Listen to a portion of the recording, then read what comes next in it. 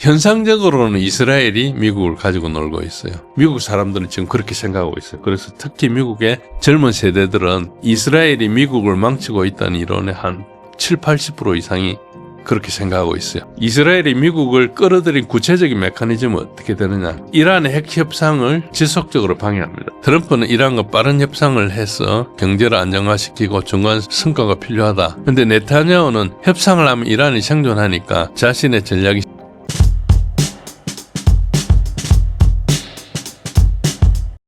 안녕하십니까. 진제일의 군사력 이야기 블로그를 운영하고 있는 블로그 진제일입니다. 오늘도 신사임당 독자님들께 이란 전쟁에 관해서 좀 말씀드리러 나왔습니다. 반갑습니다. 이번 미국과 이란 전쟁에서 이스라엘의 역할을 어떻게 평가하십니까?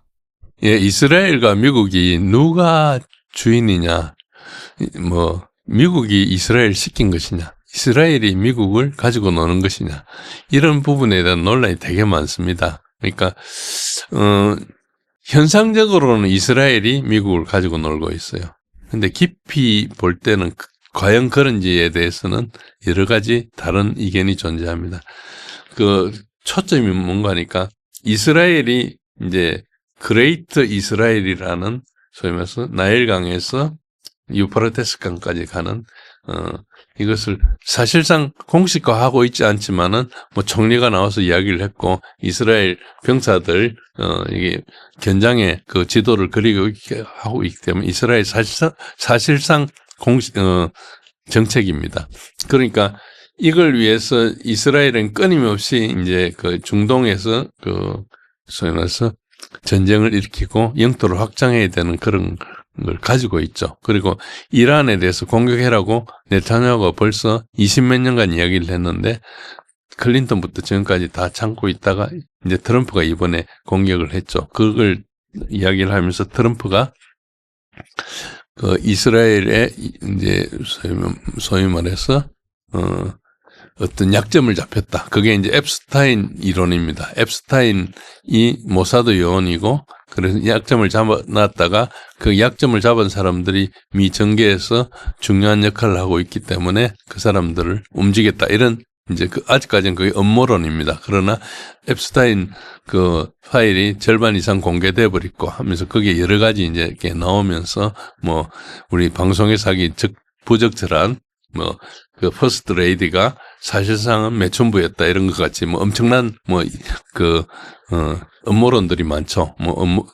그리고 최근에 또 멜라니아 여사가 그걸 또 자기가 뭔가 상황에 비례하지 않게 너무 갑자기 뭔가 터뜨리고 이렇게 했기 때문에 무슨 이야기를 하고 있기 때문에 어쨌든 사전에 진화 작업을 하는 게 아니냐 이런 음모론들이 있습니다. 음모론들이라고 할 수 없고 미국에서도 이야기하고 있기 때문에 거의 사실상 그렇게 돼 있지만 우리가 국제 정체를 논의하는 데는 좀 부적절하기 때문에 그 이야기를 하고 있지 않죠. 어쨌든 그런 그 두 가지 관점이 있는데 이제 장기적으로 보면 미국은 이제 미국이란 제국을 운영하기 위해서 필요한 상황에서 중동을 반드시 컨트롤 해야 되는데 남아있는 게 이란이기 때문에 이란을 반드시, 컨트롤 해야 된다. 이거를 이제, 소위 말해서,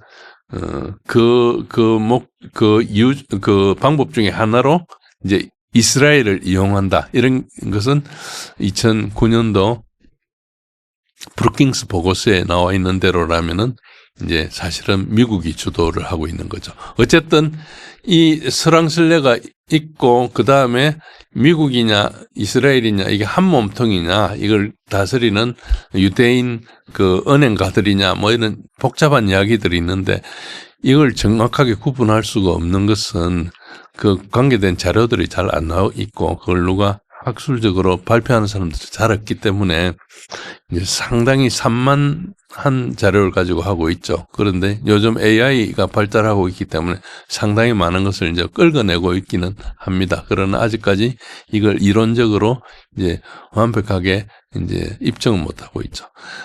점 미어샤이머 교수 같은 사람들은 이스라엘이 미국을 움직인다 보고 있는 것이고 또 반대 사람들은 미국이 이스라엘을 이용한다 하는 사람들이 팽팽하게 전문가들 사이에 의견이 갈리고 있습니다. 그러나 이 전쟁을 다시 보시면은 미국의 모든 것을 이스라엘 컨트롤하고 있거든요. 전쟁의 기원도 벌써 이스라엘이 먼저 설계를 했고 2024년부터 이란의 핵시설을 타격하고 이란이 보복하고 미국이 자동 개입하는 이 구조를 완성했고 그리고 네타냐후의 어떤 목표는 이란의 정권을 교체해 가지고 중동 패권을 재편하고 그러면은 하마스나 헤즈볼라 뿌리를 제거한다. 그리고 이게 미국 내에 있는 신보수주의 네트워크 에이펙이라는 거나 폼페이오 계열에 있는 소위 말해서 네오콘들이 이제 로비를 통해 가지고 트럼프를 설득해 왔다 이렇게 이제 주장하고 있고 이게 미국 사람들은 지금 그렇게 생각하고 있어요. 그래서 특히 미국의 젊은 세대들은 지금 이 이론, 이스라엘이 미국을 망치고 있다는 이론의 한 7, 80% 이상이 그렇게 생각하고 있어요. 그리고 좀 나이 많은 세대들은 아직까지 그렇게 생각하지 않고 있고 친이스라엘주의가 있죠. 그런데 이제 이스라엘이 미국을 끌어들인 구체적인 메커니즘은 어떻게 되느냐. 어쨌든 이란의 핵 협상을 지속적으로 방해합니다. 특히 JCPOA를 트럼프가 탈퇴하게 하는데도 이제 네타냐후가 역할을 했고 그리고 지금 그걸 다시 복원하려고 하는 것도 바이든 때 복원하려는 것도 지속적으로 방해를 했고 그래서 외교 합법을 계속 차단하고 나면 군사 옵션밖에 남지 않습니까? 그리고 가자 전쟁을 계속 지속하면은 가자가 그게 우리가 제노사이드 인종 청소를 하거든요. 대량 학살을 하고 있는데 이걸 이제 이란이 그걸 이제 막고 있기 때문에 이란의 대리 세력들이 푸틴의 헤즈볼라가 이제 계속 자극이 되죠. 그러면은 이 세력들이 미국의 함정을 계속 공격하겠죠. 그러면은 미국이 이제 전쟁에 개입할 수밖에 없는 그런 식으로 해서 이제 이제 이스라엘은 미국을 미국 정책을 움직이는 거하고 이란의 대리 세력들을 계속 공격해가지고 이제 움직이게 하는 두 카드를 쓰고 있는 거죠. 그리고 이스라엘 정보기관은 이란의 핵무기가 완성이 임박됐다 이런 과장된 정보를 제공하고 이제 트럼프의 결단을 압박하고 얼마 전에 뉴욕타임즈에 보도된 같이 2월 11일 날 회의 때 네타냐후하고 데이비드 바네아가 와가지고 가짜 정보를 줘가지고 이제 트럼프가 전쟁을 하게 결심을 시켰다 이런 이야기가 나와 있죠. 그 정도로 이제 그렇게 보고 있죠. 그런데 미국의 실제 계산이나 이스라엘 이해관계를 보면 미국의 이익은 호르무즈 해협을 개방하고 이란을 핵 동결을 하는 것이니까 약간 제한전을 선호하는데 이스라엘의 이익은 이란 정권을 붕괴해야 되고 핵시설을 완전히 파괴해야 되기 때문에 전면전을 선호합니다. 그러니까 미국은 단기적으로 이란에 대해서 단기적인 성과를 거두려고 하진 않아요. 그러니까 단기적일 필요는 없죠. 왜냐니까 걸프 지역에 나오는 석유가 미국이 직접 석유를 필요한 것은 아니고 그걸 이제 달러로 이제 석유를 사오게 하기 되기 때문에 당장 압박해야 될 이유는 별로 없는 거죠. 그런데 이스라엘은 트럼프가 있을 때 전쟁을 해야지 다음 대통령이 왔을 때 또 전쟁할 수 없으니까 지금 가장 친이스라엘 대통령이 있을 때 뭘 하겠다 이런 측면이 있습니다. 그래서 이스라엘은 조금 단기적으로 이제 지금 전쟁이 일어난 시기가 당장 힘들더라도 다시는 올 수 없는 기회라고 볼 수 있기 때문에 이걸 이제 계속 선호할 수 있는 거죠. 그래서 전면전을 선호하고 있어. 결과적으로 이스라엘의 목표가 미국의 전략보다 좀 앞서가는 웩드독이라 그러죠. 우리가 꼬리가 몸통을 흔든다 그런 거고 역사적으로 보면은 2023년 이라크 전쟁도 사실은 이스라엘을 로비하고 울프 비처 같은 네오콘들이 사실 다 유대인들이잖아요. 이 사람들이 어쨌든 장악해가지고 미국을 잘못된 전쟁으로 유도를 했는데 이번에도 동일한 패턴이다. 그래서 그렇지만 다만 이란은 이라크보다 훨씬 강력한 상대를 만났다. 이것만 차이가 있습니다. 잠깐! 역대급 부동산 규제 속 뇌집 마련 막막하시죠? 위기를 기회로 바꾸는 망고쌤의 명확한 대처법 무료 강의와 특급 전자책 3종 세트를 지금 무료로 드립니다. 고정 댓글 확인하세요. 이스라엘이 휴전과 동시에 레바논을 더 강하게 때린 의도가 뭐라고 보십니까? 예, 레바논을 때리는 의도는 한 4가지 정도 의도로 이제 볼 수 있는데, 일단은 헤즈볼라 재건을 원천 봉쇄하고, 레바논 땅을 이스라엘이 차지하고 싶은 겁니다. 계속 확대를 해 나가야 되는데, 휴전 기간을 헤즈볼라가 무기 병력 보충하는 기회로 활용할 것을 해가 사전 차단한 거, 그리고 레바논 남부의 인프라를 완전히 파괴한다. 도로나 창고나 터널, 그래가지고 이란제 무기가 보급되는 것을 물리적으로 차단한다. 이런 것이죠. 실제로 그렇게 하면은 이스라엘 오는 위협이 좀 줄어드는 건 맞죠. 그래서 두 번째는 이제 이란 전쟁을 하면서 이게 이제 헤즈볼라 여기가 제2 전선이잖아요. 그러니까 이스라엘 날라오는 로켓이나 이제 탄도미사일이나 드론 그 공격을 보면은 지난 6주간 했던 걸 보면은 헤즈볼라 쪽에서 상당히 날라오고 있거든요. 이란만큼 많지는 않지만은 이제 많기는 많아요. 많기는 많은데 이제 작은 로켓이라가 요격이 좀 쉽죠. 그런 상태로 이제 많은 걸 하고 있고, 이란 미사일은 이스라엘이 요격이 불가능하기 때문에 적은 미사일이 와도 충격이 큰데, 이제 헤즈볼라는 이제 로켓을 많이 쏘고 있기 때문에 요격은 좀 쉬운 편입니다. 어쨌든 그러나 물량이 좀 많다. 그래서 이 전선을 사전 제압한다. 그러니까 이 미국과 이란 전쟁을 장기화하면은 헤즈볼라가 이제 북부 전선을 재개할 수 있기 때문에 선제적으로 지금 휴전 기간 동안 무력화한다. 이게 입장이고, 그래서 휴전 시작했을 때 그걸 무시하고 이제 공격해가지고 한 250명 정도 죽이고 한 1000명 이상 이제 부상을 입혔죠. 그러니까 일부러 그 휴전 핑계를 대면서 이제 애매하게 이제 공격을 했는데, 어쨌든 그 휴전에 포함된다든지 이런 걸 다 알고 있었는데 휴전 협정을 위반한 거죠. 어쨌든 결과적으로 이스라엘이란 거 싸워야 되는데 배후를 안전하게 해야 된다, 이런 입장이고, 이란도 마찬가지로 자기의 어떤 그 보호막이잖아요. 제2전선을 열어줘야 되기 때문에 헤즈볼라를 양보할 수 없는 그런 게 있죠. 세 번째 의도는 레바논의 친이스라엘 정치 질서를 강요하는 겁니다. 레바논의 신정부가 이제 헤즈볼라 해체에 이제 소극적이니까 공습으로 레바논 국가 자체에 압박을 가는 거예요. 공습을 계속하면 레바논이 견딜 수가 없으니까 이제 친이스라엘로 옮기는 것이죠. 그래서 이제 이스라엘이 그 헤즈볼라를 직접 상대하는 것뿐만 아니고 레바논 군대가 이렇게 무장 해제를 이행하도록 강제를 하고 이게 하나의 협박 외교로 하고 있는 것이죠. 지금 그래서 레바논과 이스라엘이 미국에서 만나가지고 이제 회담을 하고 있죠. 어쨌든 그렇습니다. 그리고 네 번째 의도는 트럼프에 대해서 기정사실을 만드는 거예요. 페타콤플리라 그러는데, 트럼프가 이란 협상 시작 전에 레바논은 이미 제압됐다는 이런 그 현실을 구축해버린다. 그래서 협상 테이블에서 헤즈볼라 카드를 이란이 쓰지 못하게 사전에 제거해버린다. 이게 가장 큽니다. 이게 남아있으면 이걸 계속 협상 카드로 쓰면은 이스라엘이 불리해질 수 있기 때문에. 그래서 이스라엘 입장에서는 휴전이라는 것이 잠시 멈추는 게 아니고 다음 작전을 위한 준비 시간이고, 네타냐후의 전략 목표는 이란과 시리아와 레바논의 저항축을 완전히 해체하는 것이 이제 목표고, 휴전 협정보다는 자국의 전략 목표를 우선시하기 때문에 휴전 협정을 사실상 위반했죠. 이 부분에 대해서 미국도 그냥 넘어가 버리기 때문에 이제 이란의 항의에 거치는 그런 상황이 되어 있습니다. 트럼프 대통령이 직접 네타냐후 총리에게 레바논 공습을 줄여달라고 요청했음에도 불구하고 공습을 멈추지 않았는데, 이스라엘이 이렇게 독자 행동을 하는 게 가능한가요? 예, 트럼프와 네타냐후 관계 사실은 트럼프는 이란과 빠른 협상을 해서 그리고 경제를 안정화시키고 중간 성과가 필요하다. 이제 이게 일반적인 관측이죠.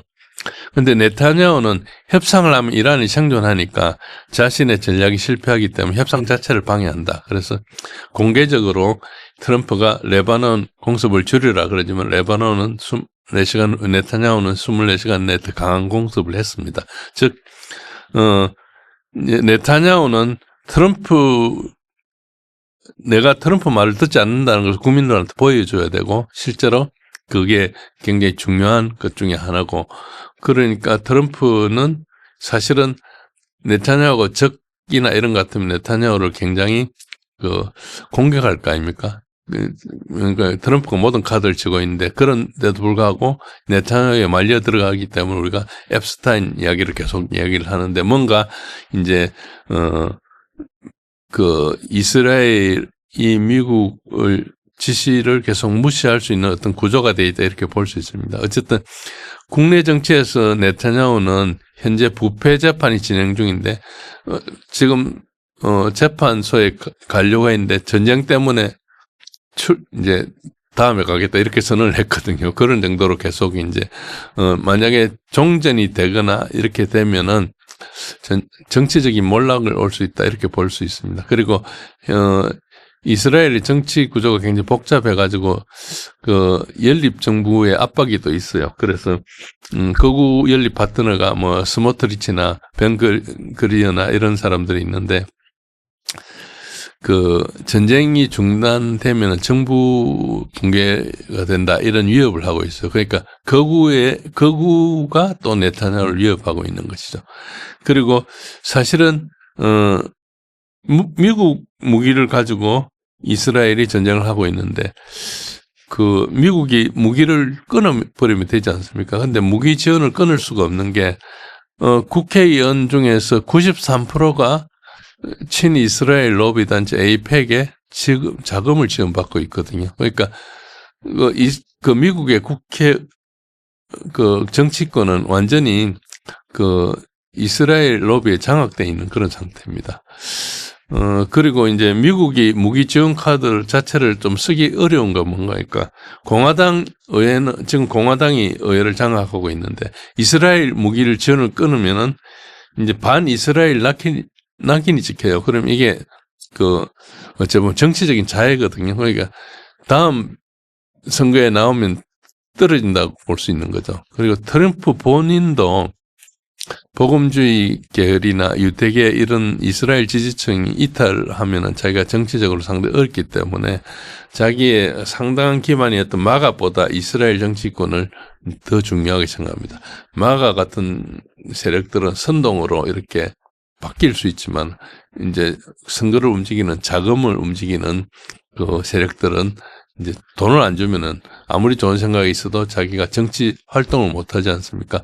그래서 결과적으로 실질적인 압박 수단이 없어서 말로만 요청하는 겁니다. 그러니까 트럼프가 푸틴이 됐든 시진핑이 됐든 막 모든 세계 지도자한테 엄청나게 강경하게 얘기를 하고 우리가 트윗으로 계속 보고 있지만은 네타냐후한테는 한마디 싫은 소리 안 하거든요. 며칠 전에 내놓은 소리가 뭔가니까 엊그제입니다. 이스라엘이 자기를 움직인다는 이야기는 다 거짓말이다. 그런 이야기를 했어요. 그 이야기를 잘 보면은 좀 말도 안 되는 굉장히 소극적인 이야기거든요. 그러니까 약점이 접힌 거는 분명하죠. 그래서 이제 트럼프와 네타냐후 관계의 현재 수준이 표면적으로는 동맹을 유지하고 있지만 실질적으로는 전략 목표가 충돌하고 있는데 이제 같은 방향 다른 속도로 이렇게 가다가 지금 거의 다른 방향으로 가고 있는 걸로 표면적으로 보여요. 근데 만약에 최악의 경우에 이스라엘이 미국의 협상을 물리적으로 방해한다. 예를 들어서 지금 협상이 중단된 상태지만 협상을 계속 했을 경우에 이스라엘이 그냥 이란 핵시설을 단독으로 재타격한다든지 이런 게 되면은 이제 협상이란 게 무효가 되지 않겠습니까? 지금 협상을 하면서 이스라엘은 협상 대표단에 끼어 있지도 않아요. 미국이 협상을 하고 있는데 이스라엘은 항상 그걸 방해할 수 있는 구조가 있습니다. 그러니까 우리가 협상할 때 위임의 원칙이라는 게 있잖아요. 협상 대표단이 협상을 했더라도 더 높은 사람의 허락을 받아야 된다. 이게 이제 그러면은 이란 같으면 이제 최고 지도자 모스타바 하메이니가 이제 한테 위임권이 있고 그렇지만은 이제 벤스 부통령은 트럼프 대통령한테 위임권이 있잖아요. 그런데 사실은 그 위에 네타냐후가 있는 겁니다. 그래가지고 1차 협상 때 네타냐후한테 계속 중간에 전화도 하고 돌아오는 길에 벤스가 보고도 하고 그 보고했다는 것을 네타냐후가 자랑도 하고 했어요. 그 이야기는 이제 표면적으로 보면 분명히 이 실제로 네타냐후가 이 전쟁을 움직이고 있다 이렇게 볼 수 있는 거죠. 튀르키예는 네타냐후를 현대판 히틀러라고 직격했습니다. 나토 동맹국인 튀르키예의 실제 군사 개입 가능성은 어떻게 보십니까? 그 튀르키예를 보실 때 튀르키예는 항상 이중적인 플레이를 합니다. 그래서 겉으로 내는 말하고 행동하고 실제가 굉장히 달라요. 그러니까 어째 보면은 터키가 지금 차지하고 있는 위치가 그렇죠. 터키는 나토 회원국이거든요. 그러면서 또 지금 이란이나 러시아하고 특히 중국과 관계를 단절할 수가 없어요. 그러니까 에르도안이 이야기하고 있는 것은 이제 항상 실제 이익하고 좀 무관한 딴 선언을 할 가능성이 있어요. 어쨌든 이제 터키는 과거 오스만 제국의 이제 후예로서 어째 보면 이슬람 세계의 리더십을 자기가 가지고 있다 이런 생각을 하고 있어요. 뭐 그 이슬람 세계의 실제 리더십은 수니파는 이제 사우디고 이제 시아파는 이란과 이라크가 이제 하고 있는데 이제 이슬람 세계 터키는 사실 신정 국가가 아니고 세속 국가잖아요. 그러면서도 과거에 이제 이 이슬람 세계를 통치했다 이래가지고 이걸 선점하려고 하는 그런 경쟁심을 좀 가지고 있고 국내 정치에서도 튀르키예가 굉장히 경제 위기 속에 있는데 이슬람 연대 카드를 가지고 그래도 이슬람 믿는 사람들이 많으니까 어쨌든 지지율을 방어한다 이런 측면이 있고요. 그리고 이제 직접 군사 개입 가능성을 경고했는 것은 협상할 때 레버리지를 확보하는 것이지 실제 개입과 다르다. 물론 튀르키예의 군사력은 굉장히 막강합니다. 나토에서 2위에 해당됩니다. 병력이 36만이고 F-16이 있고 과거에 F-35 공동 생산을 하려다가 지금 이제 다른 이유로 이제 S-400 때문에 이제 그걸 포기하고 그렇지만 실제 바이락타르 드론은 굉장히 실전에 검증됐고 이걸 이제 우크라이나에도 지원하고 그랬었죠. 시리아, 리비아, 아르메니아 이런 데 썼고요. 그리고 이제 터키가 차지하고 있는 지리적인 이점이 있습니다. 시리아 국경에 직접 접경을 했기 때문에 레바논과 이스라엘을 사정권에 두고 있습니다. 그래서 실제로 터키가 이스라엘 공격할 수 있어요.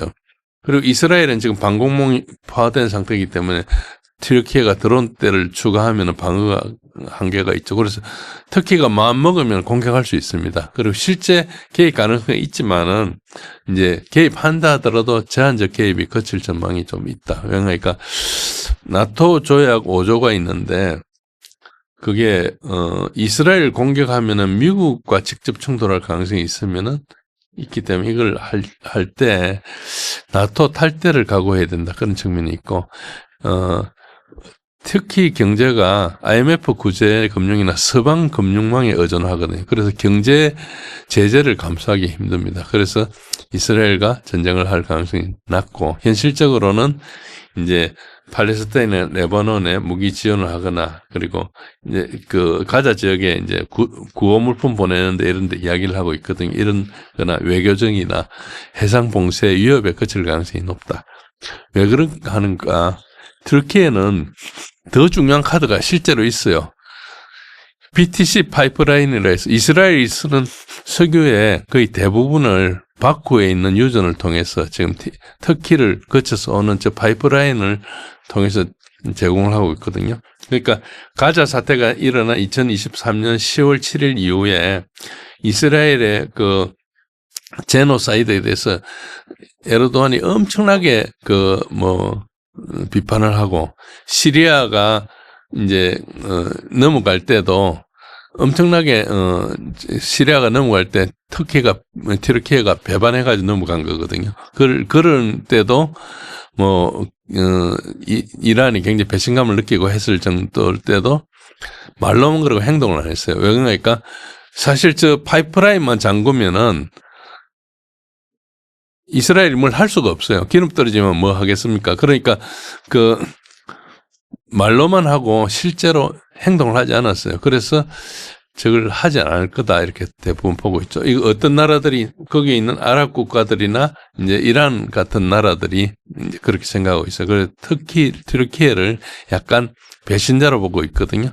그런 측면이 있어서 어째 보면은 만약에 튀르키예가 개입을 하게 되면은 뭐 직접 전투를 하거나 뭐 개입 안 하겠지만 한다 하더라도 이제 나토 내부 분열이 더 전략적 큰 효과고 튀르키예가 실제로 이야기할 그럴 가능성이 좀 낮고 만약에 개입을 하게 된다면은 미국이 이스라엘 계속 지원할수록 나토가 결속력이 약화되는 그러면은 에르도안이 협상력이 상승하니까 그때 쓸 카드 정도는 있는데 실제로 저렇게 전체적으로 봤을 때 뭐 히틀러가 어쩌니 이야기하는 것이 말로만 할 가능성이 굉장히 높다. 그래서 진정으로 행동할 가능성은 낮다 이렇게 보고 봐야 됩니다. 천궁이 LSAM 비호복합 청광까지 다층 방공 패키지를 팔 수 있는 나라가 한국밖에 없다는 얘기가 나오는데 K방공 수출의 미래를 어떻게 보시나요? 예, 뭐 우리 K 방산 특히 천궁2는 실전에 투입했으니까 굉장히 관심이 많죠. 6,000발 이야기는 좀 아닌 것 같고요. 한 8,000 거의 9,000발 가까이 됩니다. 어쨌든 이제 이게 자료를 제대로 조사한 거에 의하면 UAE가 한 2,800발 정도의 드론과 미사일을 맞았고 이스라엘이 그 다음으로 많이 맞은데 특히 UAE의 절반이 좀 안 됩니다. 그 옆에 사우디, 쿠웨이트, 카타르, 바레인. 카타르는 일찍 이제 좀 맞다가 보니까 이제 중립을 선언해 버렸어요. 그래가지고 더 이상 좀 안 맞는 측면이 있었죠. 그렇게 쭉 됩니다. 그래서 이제 쭉 보시면은 UAE가 일단 최대 피격국이 된 이유는 이란이 전략적으로 선택한 겁니다. UAE는 크게 이제 두바이가 있고 아부다비가 있지 않습니까? 이게 두바이 같은데 이제 금융센터가 있죠. 어째 보면 이란 제재를 우회하는 거점인데다가 미국의 동맹 허브거든요. 그러니까 이란이 이번에 전쟁을 하면서 미국의 경제를 표적을 잡았어요. 그러니까 당연히 이제 두바이가 이란의 이제 1순위 표적이 된 거죠. 그래서 아까 세 번 조금 전에 표에 나온 이 발수가 한 8,695발, 8,700발 정도 되는데 UAE가 이거를 중에 3분의 1을 맞았습니다. 이스라엘이 2배 이상 맞았어요. 그래서 탄도미사일, 순항미사일, 샤헤드 드론 이걸 혼합해서 포화 공격을 했는데 방공망 입장에서는 최악의 시나리오입니다. 겹쳐가 오면은 대응이 굉장히 어려워요. 그러니까 대부분의 무기들이 하나의 위협에 좀 특화되어 있기 때문에 다른 것도 할 수 있지만은 이제 뭐 어쨌든 방공망포와 자산을 낭비한다든지 뭐 효율성에 문제가 있기 때문에 그렇습니다. 근데 이 상황에서 우리 천궁2가 이제 UAE에 이제 수출이 돼가지고 그걸 가지고 이제 실전 배치를 해서 썼죠. 그런데 뭐 이 정확한 데이터는 없습니다. 그러나 대충 나온 뭐 여기저기 나온 공식, 비공식 모아보면은, 천궁2는, 한 탄도미사일 요격을 96% 정도 했다. 그 정도로 이렇게 나오고 있습니다. 저게, 30발 중에 29발을 요격했다. 이렇게 나올 겁니다, 아마. 그래서 이제 이게 포화전술 환경에서 이렇게 다중교전 능력을 좀 실증하지 않았느냐. 그리고 이제 패트리어트 팩2보다는 훨씬 낫고 팩3까지는 안 가지만은 팩3는 이제 고도가 한 40km까지 맞거든요. 근데 천궁2는 한 20km까지 가니까 약간 방어 영역이 다르니까 직접은 안 되지만 천궁2가 막고 있는 영역에 들어오는 위협에 대해서 상당히 잘 대처한 걸로 알려져 있습니다. 그리고 이제 드론이나 순항미사일이나 이 혼합 표적을 대응할 때 이 레이더가 동시 추적을 60개 이상 하기 때문에 이제 그걸 처리를 했다. 이렇게, 이런 것들은 실전에서 검증되는 게 이제 굉장히 중요한데 그런 측면이 있고. 그래서 사실은, 우리가 무기를 개발해가지고 이제 전력화를 할 때 이제 굉장히 많은 시험을 하거든요. 운영 시험, 이런저런 시험을 하는데, 야전 시험 이런 거 하는데, 시험 환경보다 실전 환경이 훨씬 복잡하고 어렵지 않습니까? 근데 그러니까 거의 우리가 무기 박람회 같은 데 가가지고 이제 바이어들한테 브로셔를 내주고 그러면 관심이 있으면 이제 편지를 주고받고 해가지고 그다음에 모여서 협상도 하고 뭐 이런 소위 말해서 판매하는 단계를 거치는데 그때 브로셔나 초대해 가지고 뭐 시뮬레이션이나 과거에 했던 거 영상이나 이런 거 보여줘도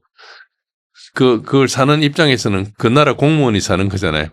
그러니까 실정이 돼야지 나중에 책임을 면하니까 실정 자료가 필요한데 이게 이번에 실전을 썼다는 것 자체가 엄청나게 이제 큰 거죠. 그러니까 우리가 브로셔 안 나눠줘도 광고비를 브로셔 한 장 안 찍어도 이제 소위 말해서 실전에 썼다는 것 자체가 인정서가 되기 때문에 그야말로 광고비가 하나도 안 든 인정서다 이렇게 볼 수 있고요. 그러니까 패트리어트는 실제로는 그다지 이제 걸프전 때 처음 등장했는데 그다지 요격률 높지 않게 나중에 밝혀졌는데 전쟁을 하면서 패트리어트가 하도 선전돼 가지고 걸프전 이후에 패트리어트가 최고의 브랜드가 됐죠. 그렇지만은 이제 똑같이 천궁2도 이란 전쟁으로 거의 동급 반열에 진입했습니다. 그래서 이게 뭐 여러 신문에도 나오고 그랬죠. 그래서 가격을 비교하면 가격도 굉장히 싸고 그러니까 패트리어트는 포대당 한 1.5조 정도 되거든요. 10억 달러를 넘어가는데 천궁2는 뭐 그거에 한 3분의 1 정도밖에 안 됩니다. 그래서 성능 대비 가격도 우위에 있다. 가성비가 좋다는 거죠. 가장 큰 것 중에 하나가 이제 미국은 지금 패트리어트를 살려면 한 7년 내지 10년을 대기해야 됩니다. 근데 한국에 이제 천궁2를 살려면 3, 4년이면 살 수 있어요. 그러니까 이게 이제 중동의 수요가 굉장히 늘지 않겠습니까? 이번에 방공망이 훼손됐으니까 즉각적인 파급 효과가 있겠죠.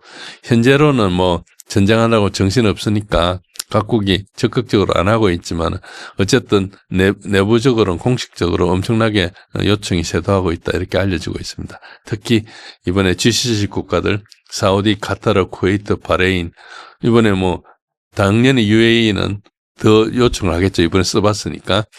그리고 이제 유럽으로 가면 폴란드나 루마니아, 체코 이런 유럽의 나토 회원국 중에서도 실전 데이터를 확인한 후에 관심이 급증하고 있다. 그래서 결론적으로 UAE 전장은 천궁2에게 수백억 달러의 마케팅 효과를 갖다 준 그런 쇼룸이다. 이렇게 볼 수 있습니다.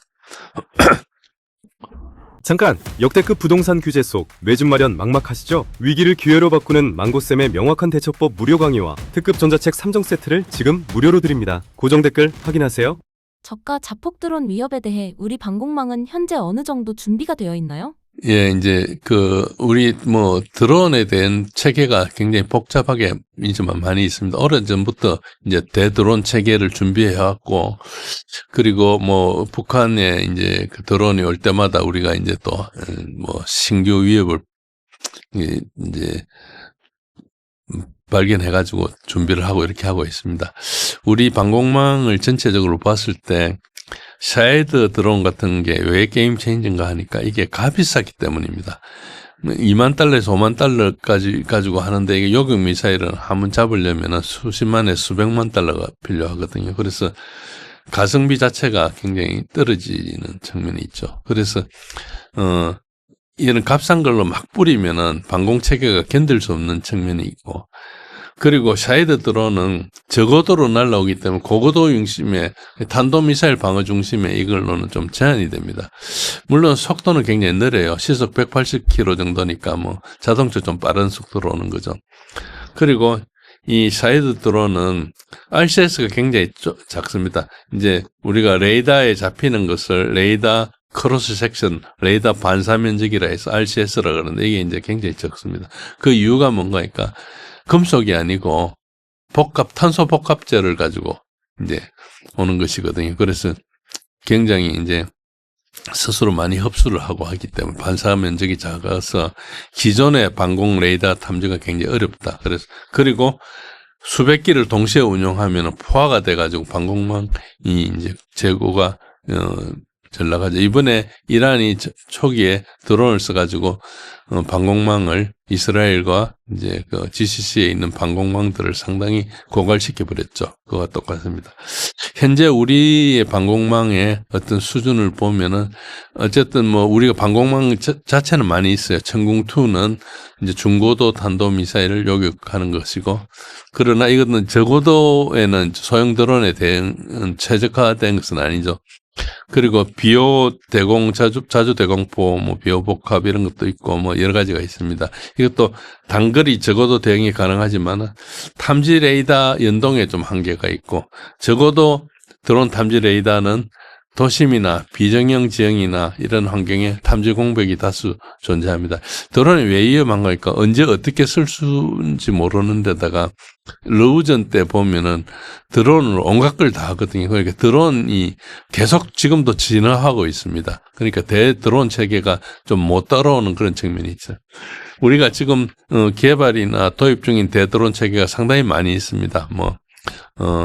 전부 다는 알 수 없겠지만 언론에 나오는 걸로 봐도 비오 복합을 가지고 업그레이드를 하겠다. 그래서 드론 탐지 레이더에다가 30mm에다가 신공 미사일을 통합하는 것을 추진하고 있고, 그리고 이제 천광이라 해서 레이저 대공 무기가 있어서 이제 이 레이저 대공 무기는 이제 과거에 뭐 요격하는데 굉장히 많이 걸렸던 드론당 뭐 수백만 원을 이제 레이저 한 번 쏘면 전기만 필요하지 않습니까? 그러니까 한 번 쏠 때마다 1, 2만 원 수준으로 감소한다. 뭐 2,000원이라 설이 있는데 그거는 좀 아닌 것 같고요. 한 1, 2만 원 수준으로 감소한다 이렇게 볼 수 있기 때문에 이 비용의 문제를 굉장히 해결할 수 있죠. 그리고 이제 드론 킬러를 하기 위해서 이제 전자안전 장비들이 있는데, 이제 그 무선을 제밍하거나 GPS 스푸핑을 하거나 이런 것들을 이제 추진 중에 있죠. 그렇지만은 적어도 탐지망 조기 경보 레이더 네트워크를 좀 구축해야 된다. 좀 빈자리가 있기 때문에 이게 이제 큰 문제고, 그리고 이제 그 다층 방어 체계에 있어 가지고 전자전, 레이저, 기관포, 미사일 이런 것을 통합 교전 규칙을 해야 된다. 이제 이런 체계가 나오면은 교전을 어떻게 할 것인지를 그려야 되는데, 그게 이제 물론 그리는데 시간이 좀 필요합니다. 그래서 뭐 그게 불가능하다 이런 것은 아니고요. 시간이 좀 더 걸릴 것이다. 좀 그래서 교전 규칙을 통합 방공 체계로 만들 때 어떤 것이 먼저 들어오느냐 이런 부분이 좀 이제 완성이 필요하고, 그런 것들이 어째 보면 너무 연동을 해놓으면은 이제 각자가 이제 아주 민첩하게 대응을 좀 못할 수가 있고, 또 너무 느슨하게 하면은 중간에 어느 것을 다 정보를 놓칠 수가 있죠. 그래서 이 적정한 수준에 이제 이걸 연동을 하는 이런 규칙을 만드는 게 이제 좀 중요한데 이 측면이 있고, 어쨌든 북한판 샤이더 대량 드론을 운영할 게 거의 분명하기 때문에 이것에 대해서 우리가 이게 지금 현재 최우선 과제로 이제 보인다 이렇게 볼 수 있습니다.